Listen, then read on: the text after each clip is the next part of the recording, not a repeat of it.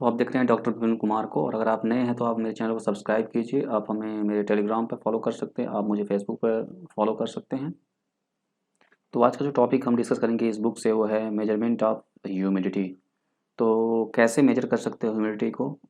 इसके three methods हैं, आप थ्री वे हैं। जैसे आपको रिलेटिव ह्यूमिडिटी अगर मेजर करके आप बता सकते हो एब्सोल्यूट ह्यूमिडिटी के द्वारा और स्पेसिफिक ह्यूमिडिटी के द्वारा।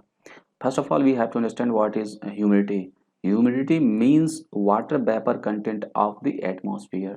Atmosphere में आपका water vapors कितना है, ये इसको बोलते हैं humidity. How you can measure? By relative humidity. Relative humidity होती क्या है? Water vapor present in the air and the ratio of and that is water vapor required for saturation. Suppose 1 cubic meter area में कितना आपका water vapours है,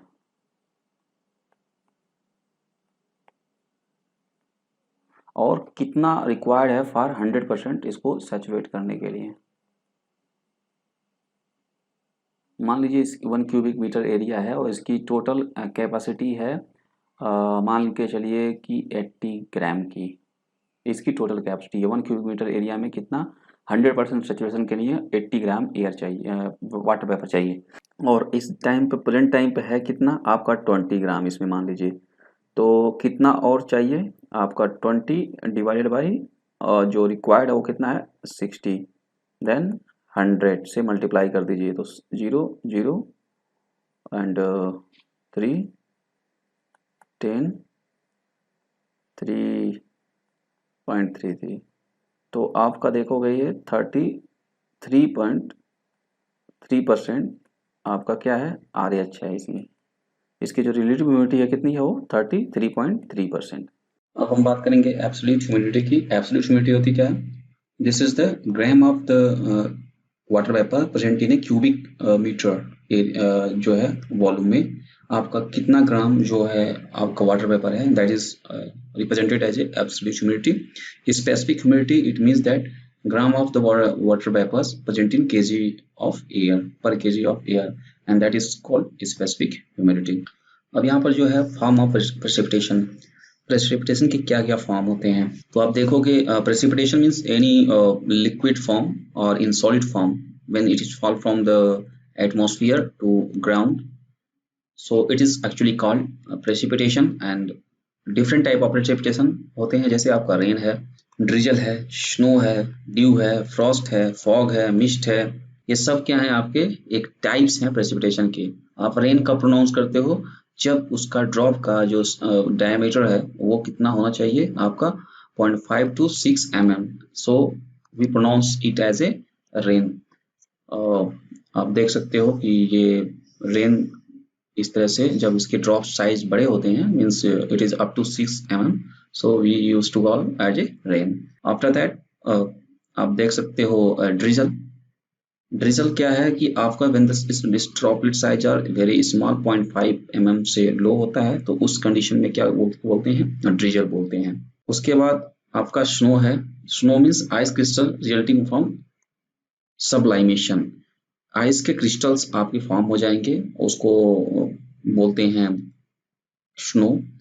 और due जो है आप देख सकते हो जब कूल बॉडी पे किसी सरफेस पे वाटर आके जो है वाटर वेपर्स कंडेंस हो जाते हैं किसी बॉडी पे, चाहे प्लांट है, चाहे आप देखोगे कभी कभी ऑयन जो होता है, ऑयन की बॉडी पे भी आपको ड्रॉप्स दिखेंगे। मीन्स जब कूलिंग ज़्यादा कूल हो जाता है बॉडी सरफेस तो उस पर क्या होते हैं जो वेपर्स होते हैं वो कंडेंस होकर ड्रॉप बन जाते हैं, उसको बोलते हैं आपका ड्यू। उसके बाद फ्रॉस्ट है, ये फेदरी डिपॉजिट ऑफ आइस। ये देख सकते हो कि जो फ्रॉस्ट होता है लीफ के साथ तो फेदरी स्ट्रक्चर के बन जाता है और उसको बोलते हैं आपका फ्रॉस्ट। उसके बाद ये आप देखोगे फॉग है। फॉग क्या होता है? ये एरोजोल जो होते हैं एट ए लोअर हाइट पर, उस पे जो मॉइस्चर होते हैं वो सस्पेंडेड वो कंडेंस हो जाते हैं। So sometime we can say that this is lower cloud. इनको लोअर क्लाउड भी बोलते हैं। और जो आइस का जो क्रिस्टल्स है वो सस्पेंडेड जो एरोजोल्स होते हैं उन पे ये फॉर्म होता है, जिसकी वजह से विजिबिलिटी आपकी कम हो जाती है। एंड ये जो होते हैं बहुत ही अच्छी तरह से इन्फ्लुएंस होते हैं वाटर जो आपके नियर बाई बॉडीज हैं, विंड स्पीड है, इससे क्या होता है ये फॉग काफ़ी इन्फ्लुएंस होता है, इवन टोपोग्राफी से भी। तो ये तीनों जो है काफ़ी इसको इन्फ्लुएंस करती हैं। उसके बाद है एक मिस्ट, ये भी एक तरह से कह सकते हो वेरी थिन फॉग है, और ये जो when it will form, suppose warm air है, when it will moist air है, और when it will meet cool layer और बॉडीज। सो क्या होता है ये आपको देखोगे कि एक स्मॉल ड्रॉपलेट ऑफ वाटर क्या होगी, सस्पेंड हो जाते हैं, जो जो भी आप देख सकते हो इस तरह से। तो ये एक तरह से मिस्ट का एग्जाम्पल है, और it is an example of dispersion का एग्जाम्पल भी बोल सकते हो इसको। और इसको आप काफ़ी देख सकते हो कि व्हेन इन विंटर सीजन आपको जब वार्म एयर मीट करता है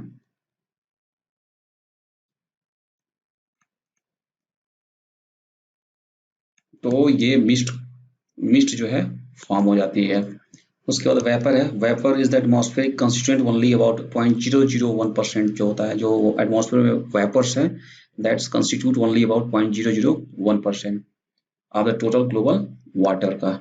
अब बात है टेम्परेचर का, temperature of hotness and coolness of any body is indicated by this temperature, and this is one of the important variable of weather. Or how you can measure the temperature? So you can measure the temperature as Celsius or Fahrenheit or in the form of Kelvin.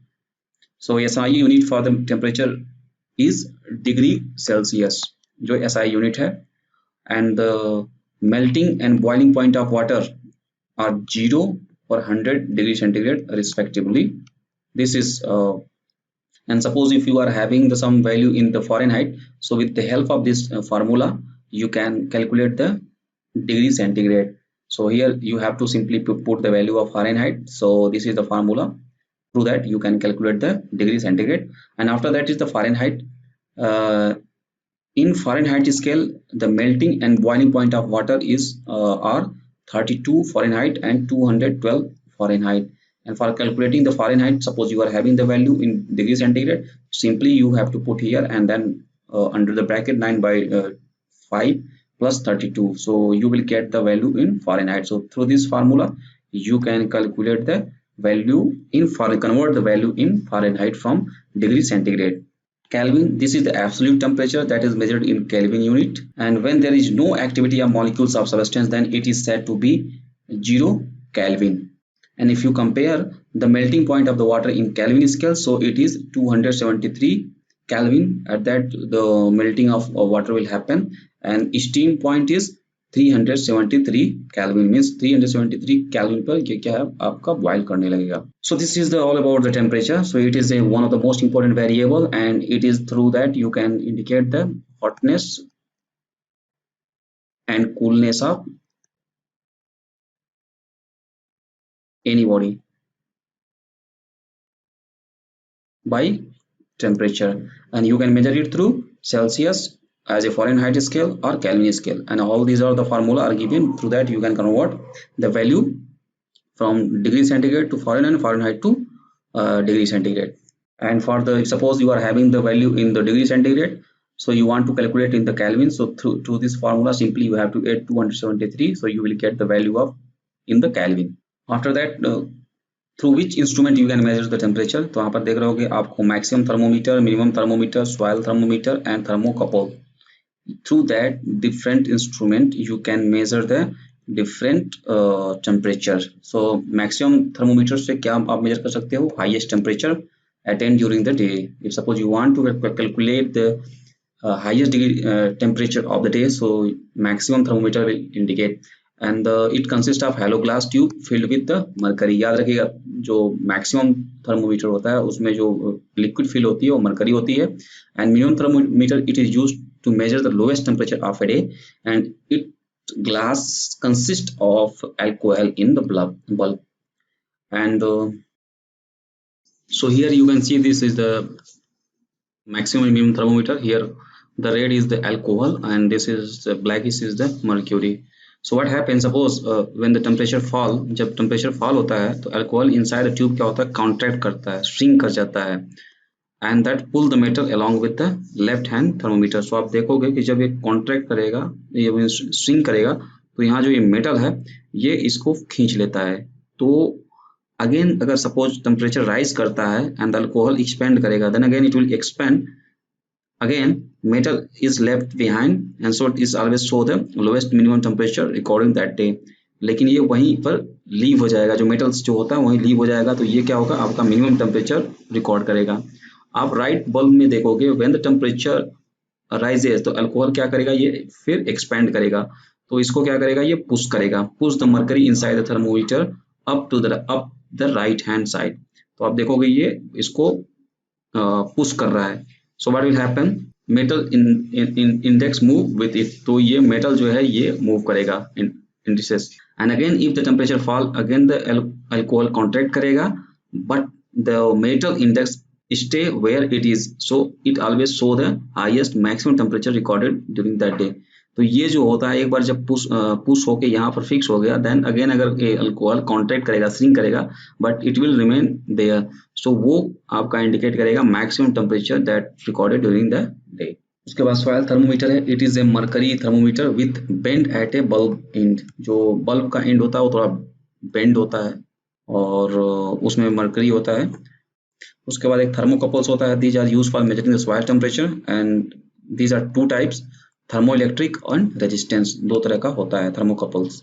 अब यहाँ पर कुछ phenomenas दिए हुए हैं, इनको हम explain करेंगे। जैसे आपका कंटूर क्या है, तो ये line joining the equal elevation, suppose ये आपका मान लीजिए एक कोई माउंटेन है, तो आप देख रहे होगे कि ये जो है सिमिलर एलिवेशन है, यहाँ से यहाँ जो मैंने ड्रान किया, फिर अगेन यहाँ जो हम ड्रान कर रहे हैं ये सिमिलर एलिवेशन है, तो ये क्या है, कंटूर लाइन है, means at a similar elevation from, suppose ये सरफेस से हम बात करें तो इनकी जो हाइट है लगभग में सेम है, तो एट सेम एलिवेशन हम जब ड्रा करते हैं कोई लाइन तो उसको हम कंटूर बोलते हैं, उसको कंटूर लाइन भी बोलते हैं। उसके बाद आइसोप्लेथ है, line joining uniform value of any phenomena, कोई भी फिनोमिना है, सपोज वो क्या है, यूनिफॉर्म है किसी एक पार्टिकुलर लाइन पे, तो उसको हम आइसोप्लेथ बोलते हैं। और कोई भी फिनोमिना हो सकती है, यहाँ पर फिनोमिना की बात कर रहा है, either any phenomena, either in the terms of temperature or anything, so it is called isoplate। अब जैसे आइसोबार की बात कर रहा है, imaginary line connecting point of equal atmospheric pressure, suppose आपका ये कोई प्लेस है और या अर्थ है मान लीजिए, तो एक इमेजिनरी लाइन आप ड्रान करो जहाँ पर एटमॉस्फेयर का एक इक्वल प्रेशर हो, सपोज हमने ये ड्रान किया और एक अर्थ पे कि सपोज इस पे जो यहाँ पर एटमॉस्फेरिक प्रेशर है सेम एटमॉस्फेरिक प्रेशर यहाँ पर भी होगा, तो सो ये लाइन जो हम ड्रा करते हैं in the terms of equal pressure of atmosphere, so इसको क्या बोलते हैं, हम आइसो बार बोलते हैं। उसके बाद आइसो हायर्स क्या है, line connecting point of equal amount of rainfall. अब सपोज कोई एक इमेजिनरी लाइन है ऑन द अर्थ, सपोज ये है कि यहाँ पर भी सेम रेनफॉल होती है 500 mm, यहाँ पर भी 500 mm और यहाँ पर भी 500 mm, तो ये जो इमेजिनरी लाइन हमने ड्रान किया इसको क्या बोलते हैं, हम आइसो हैट बोलते हैं। उसके बाद आइसो बाथ की बात करता है, imaginary line connecting point of equal water table elevations. तो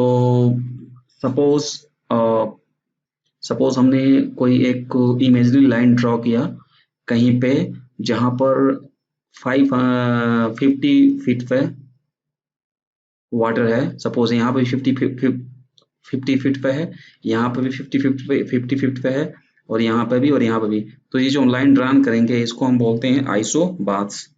उसके बाद आइसो हेल है, line connecting point of equal sunshine hours, suppose आपका कोई एक ऐसा पॉइंट आपने ड्रान किया वहां पर भी सनशाइन आवर्स 8 आवर्स है, और ये मान लीजिए पॉइंट आपने ड्रान किया यहाँ पे भी 8 आवर्स है, और ये पॉइंट आपने ड्रान किया यहाँ भी 8 आवर्स है, तो जो ये लाइन ड्रान करेंगे उसको बोलते हैं आइसो हेल्स। सिमिलरली आइसोफेन की बात कर रहा है, line connecting point of similar seasonal phenomena, जो सीजनल फिनोमिना होती हैं कोई भी, either in terms of rainfall और सनशाइन आवर्स और विंड स्पीड, अगर ये सीजनल फिनोमिना किसी एक पर्टिकुलर लाइन पे सेम बिहेव करती हैं तो इस लाइन को बोलते हैं हम आइसोफेन। उसके बाद आइसोथर्म है, line connecting point of equal temperature, आपका टेम्परेचर अगर इक्वल है किसी एक पार्टिकुलर लाइन पे तो इसको आइसोथर्म बोलते हैं। सपोज यहाँ पर आपका 15 डिग्री सेंटीग्रेड है,